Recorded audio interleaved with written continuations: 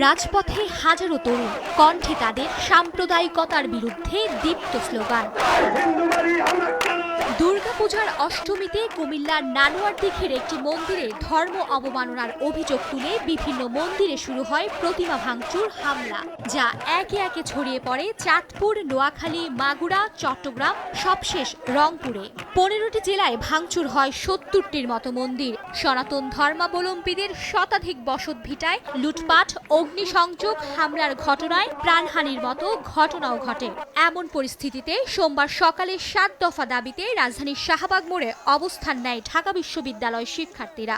CCTV footage থেকে যারা এবং এদের নেপথ্যে যারা আছে তাদের কঠোরতম শাস্তি, এটাই আমাদের দাবি। পরবর্তীতে যেন কোনো মন্দির বা কোনো পুরোহিতের উপর যেন বর্বরিত হামলা না হয়, এইটুকু নিশ্চিত যেন প্রশাসন করতে পারে। হামলার শিকার মন্দিরগুলো অতি শীঘ্রই প্রয়োজনীয় সংস্কার করতে হবে।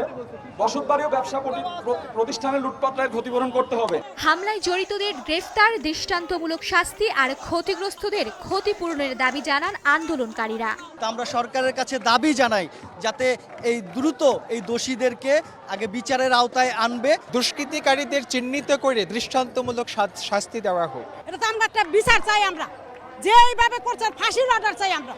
স্বাধীনতার 50তম বছরে সাম্প্রদায়িকতার মূলোৎপাটন করতে সরকারের প্রতি আহ্বান জানানো হয়। 14 দফা দাবিতে স্মারকলিপি দেয়া হয় প্রধানমন্ত্রীর কার্যালয় ও স্বরাষ্ট্র মন্ত্রণালয়ে। এরপর বিশ্ববিদ্যালয় প্রদক্ষিণ করে শিক্ষার্থীদের মিছিলটি রাজু ভাস্কর্যে এসে শেষ হয়। 24 ঘন্টার আলটিমেটাম দিয়ে স্থগিত করা হয় কর্মসূচি। দাবি পূরণ না হলে মঙ্গলবার আবারও রাজপথে নামার ঘোষণা দেন আন্দোলনকারী শিক্ষার্থীরা। মার্জিয়া মুমু, সময় সংবাদ, ঢাকা।